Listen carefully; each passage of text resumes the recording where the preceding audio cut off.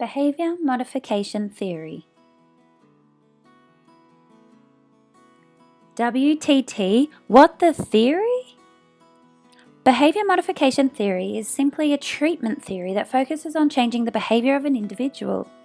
This approach is mainly to modify or to replace undesirable behaviour with the required or acceptable behaviour, where good or desired behaviour is rewarded and bad or undesirable behaviour is punished.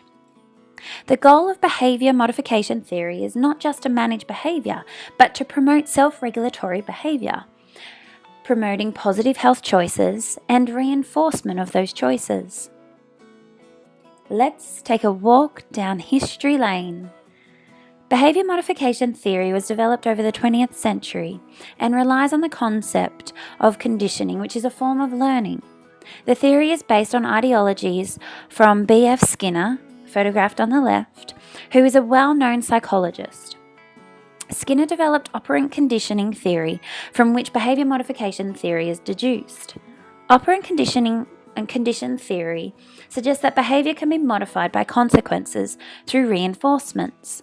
Behaviour change procedures were first employed during the 1970s and early 1980s, and were based on methodological behaviourism.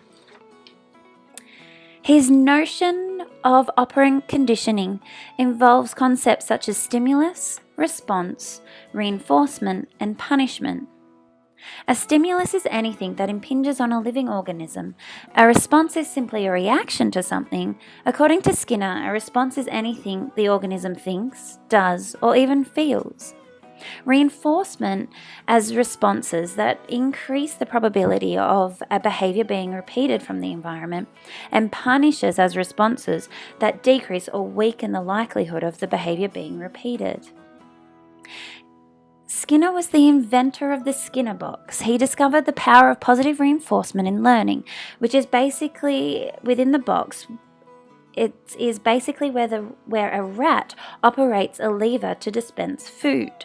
Rats experienced a positive consequence where they pushed the lever and in the Skinner box, and they were rewarded with food. This produced a new behaviour pattern in the rats, pressing the lever, which emerged accidentally as a result of the rat's own qualities combined with positive reinforcement. Skinner was a good guy. Skinner only liked to use reinforcement techniques. He did not advocate punishment for people or other animals. He believed that it produced avoidance behaviours that could have worse consequences than the behaviour being punished. The theory is guided by three basic principles. The first principle is positive reinforcement. Positive reinforcement is where certain behaviour is encouraged through a reward. For example, excellent performance in class can be enhanced by rewarding the learner with gifts. Negative reinforcement is another principle that can be employed in order to modify or to remove undesirable behaviour. A negative reinforcement mostly involves the removal of some of the reinforcement. For instance, a student may be denied gifts once he or her grades drop or maintain constant.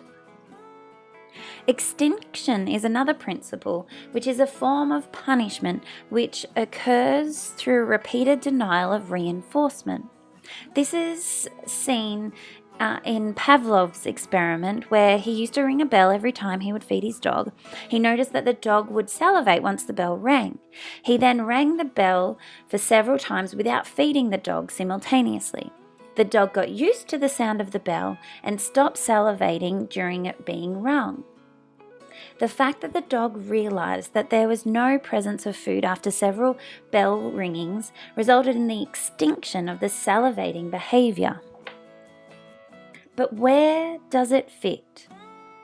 When we're looking at behaviour modification in research and health promotion today, it is widely used in various fields, including research institutions and interventions. For example, when participants are rewarded for their participation, either with money, goods, or an acknowledgement.